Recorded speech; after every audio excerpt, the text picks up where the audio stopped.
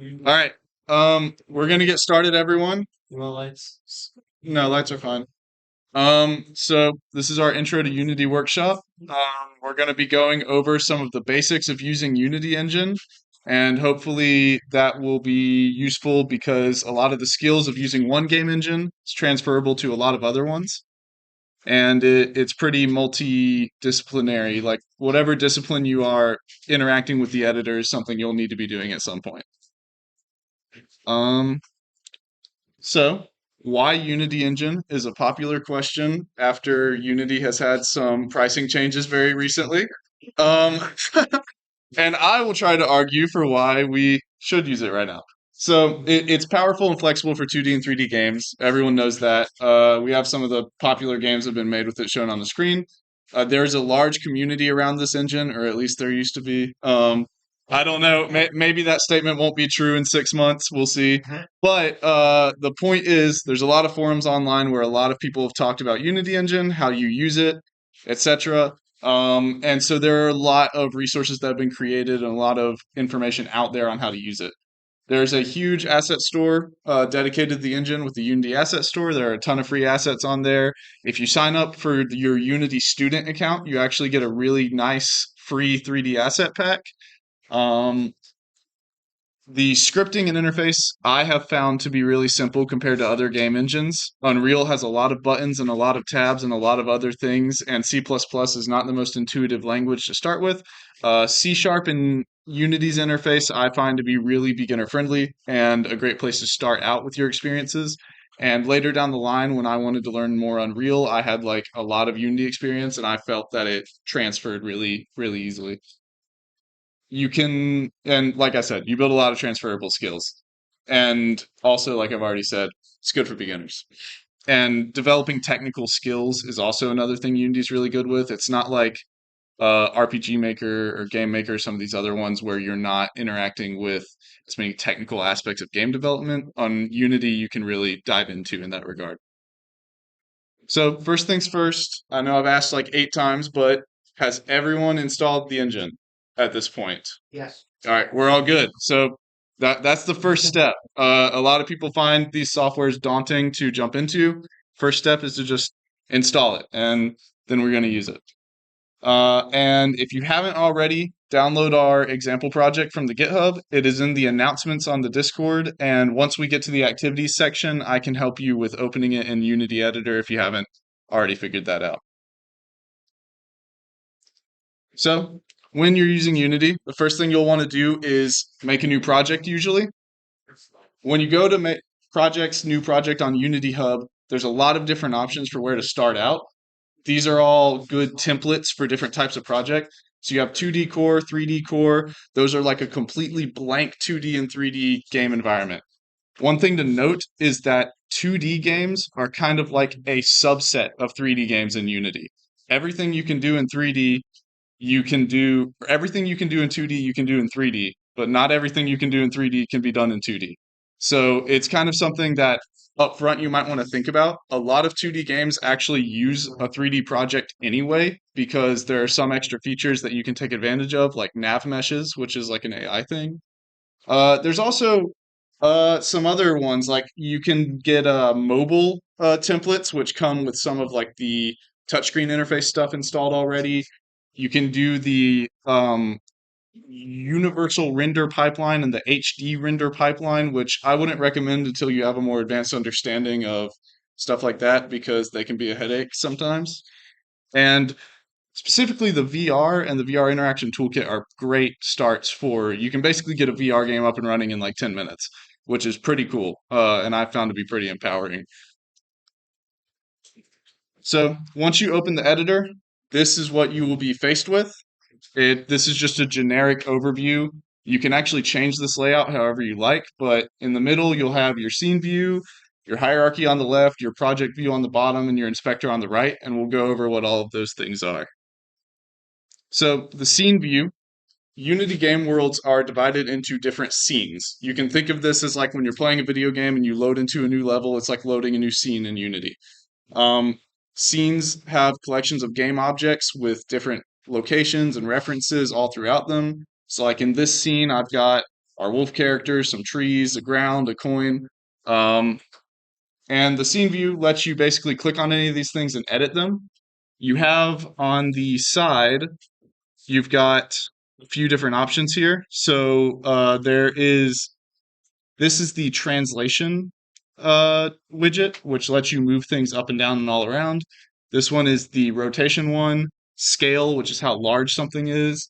And then there's a lot of other options all around here that you can mess with for working on your games. Um,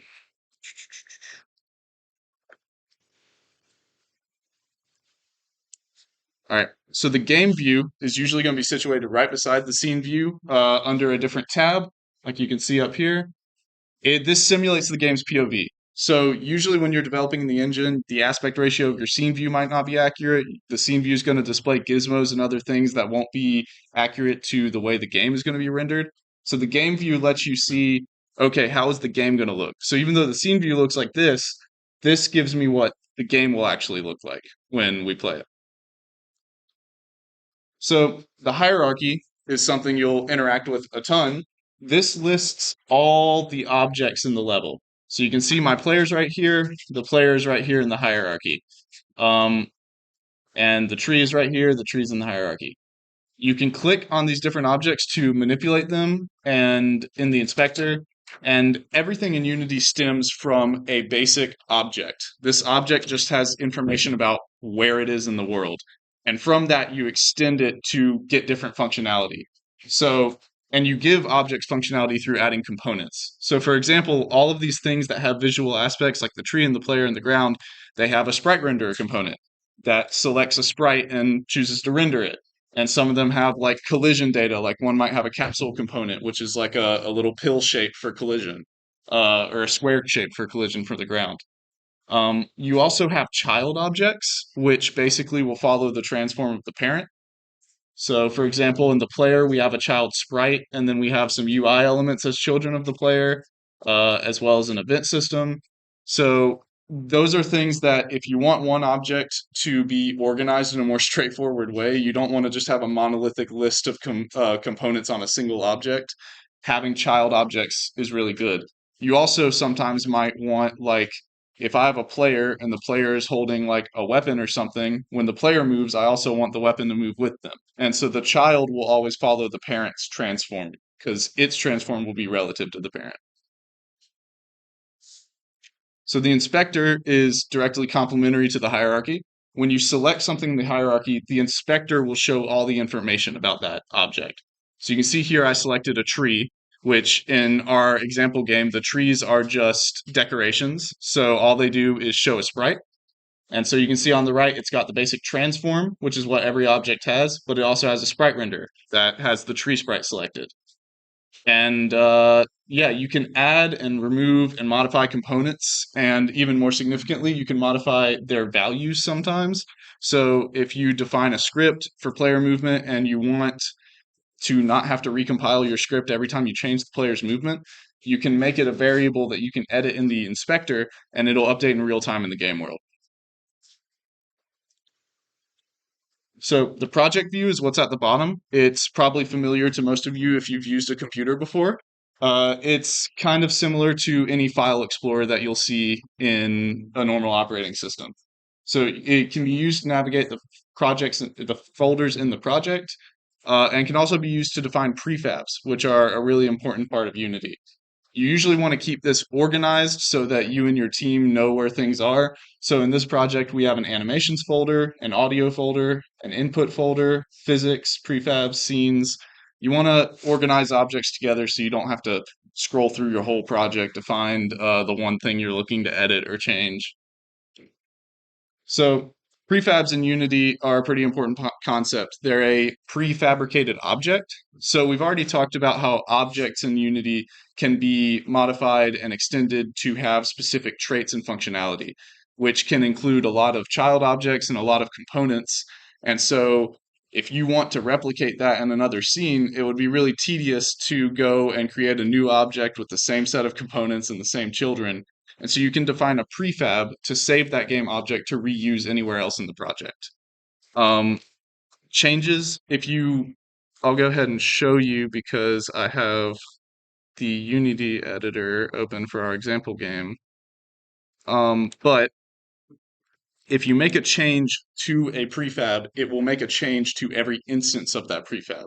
So they're all connected under a single identity you've defined in the original prefab.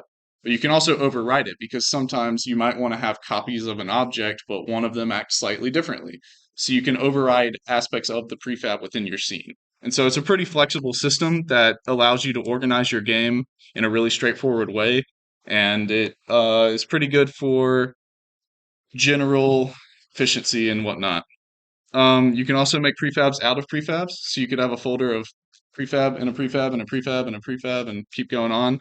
You usually only want to do that when it's logical to do so.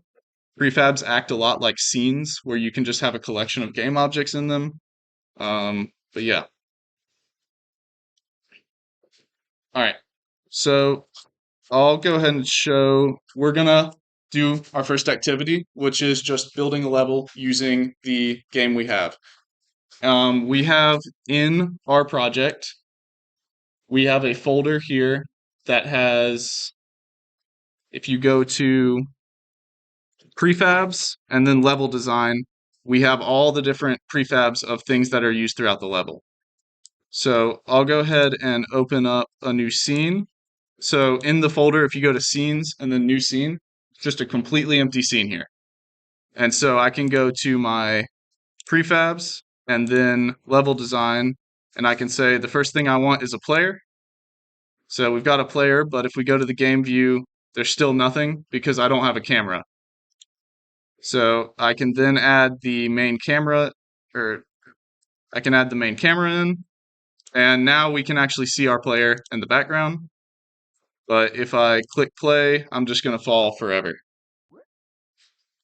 and never do anything. So we can just drag the ground in under the player, and suddenly we actually have a frame of reference to move around on. And yeah, you can do a lot of things. Like I can drag in like a bunch of our enemy and just have them run around. But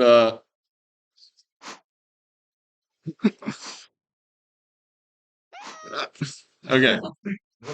And if you want to actually allow your player to win the level, unlike I have, you can put the Mario goalpost in, and the player just has to touch that to win. So go ahead and start working on your own levels. If you have any questions, let me know, and I can walk around and help you out. But yeah.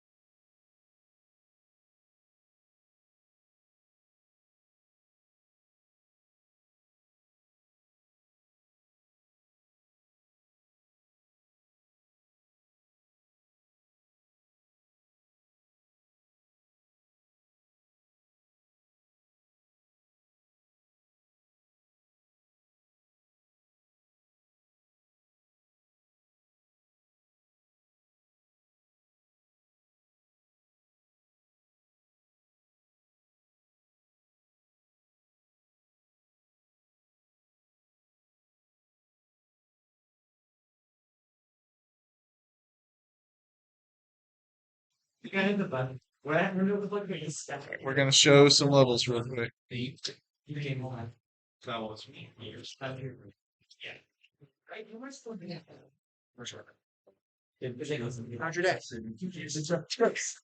All right, if you wanna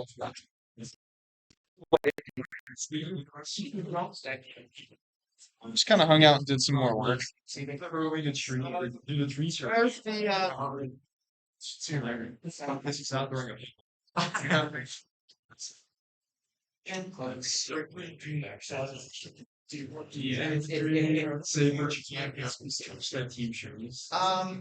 I have you. You could honestly just show this. No. I'm glad to use your. Yeah. If you give the trees a script and copy and paste this version, you can actually make that for you. Watch this. You're not. Oh God. Oh no. This is going to lag so.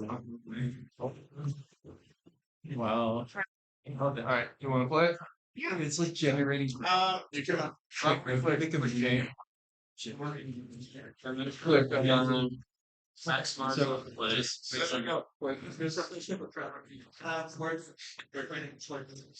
here. Yeah, quite nice. Okay. All right. All right. So here's the level Adam made. Yo. All right. Yep. So. So after playing the initial level, I decided for my level I was going to add some verticality. So I just thought there had a moving platform. I led to a secret bonus coin roll. Little birds. Little spike trap there. Nice.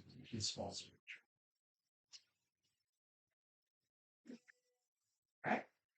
Now, now this is a cool challenge because you have like these two moving platforms off this side, or but there's like a football guy on the other side of the moving platform. So it was like you're collecting coins as you down in order, but you have to dodge football to do it. And then there'd be like a spike trap, and there's a spike trap there in order to, sort of as a challenge too, like make sure you don't land on it. And nice. All right. Anyone else want to show off? Who's next? You should show off. Yours is hilarious. No, it broke like 30 times. It broke. I have to remake it. Hold on. Oh my gosh. What did I make? There's like 30 instant, like different ones I made. They're all amazing. Yeah, they're all amazing. Just show some Here, I'll do the one that has an objective. I'll do the one that has a. Do this. Okay. Take you. Just like give a little funny. But man, we add a little spikes. So you got the keyboard shortcuts. You got the oh, I have one just to keep me down. It will be down. Just no, it's just true. Should down with that. Oh yeah. Oh yeah. Alright, let's test real quick. Do before we game it down. Put that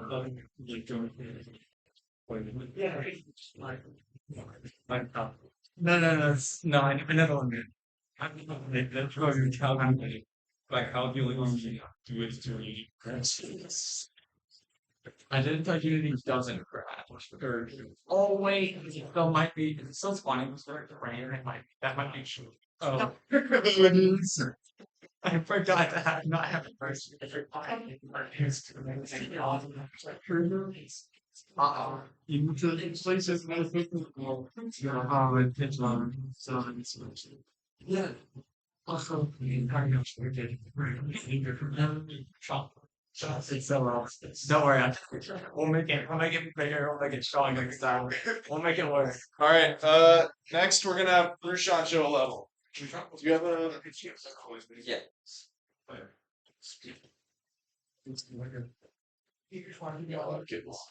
I'm glad we have to get your crack. For our first game, garage. That's a good question. Honestly, though, like, I haven't seen one of it. It's great. This is fire. Like, This is so speaking. Also, Lou and John Vincent are like true actor.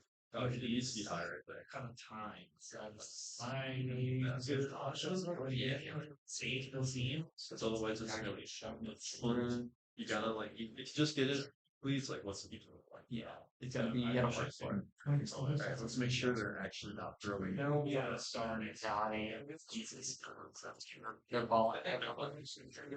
Like, the script might be silly. I might have fixed the script. Yeah. That's true. The script might still be on. Script is still on. Reframe, right? It does that occasion. That's actually done. Like, I think it's worth it. It's okay. It's Three spots. Like, why is my idea? It's like low key or not. All right, Rushan's gonna show off a level. So it's a pretty small level. You might see you don't have a flagpole, but there's a little bit of a hint.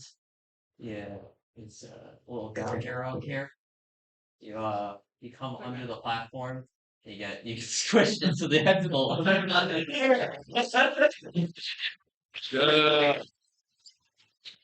I'll show this off quickly, but what happened was wait, can I step on it? Just the flagpole's just not rendered, so that's why it's visible. Yeah. Interesting.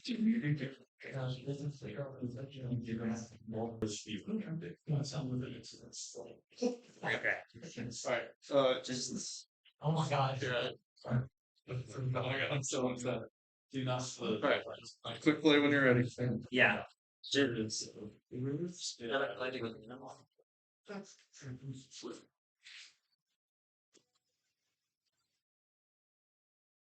Gaming. Look at him go.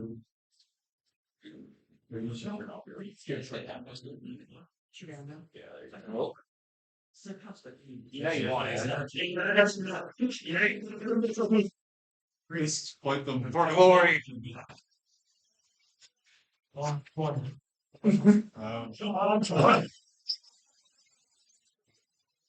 It's named Green, as you can read.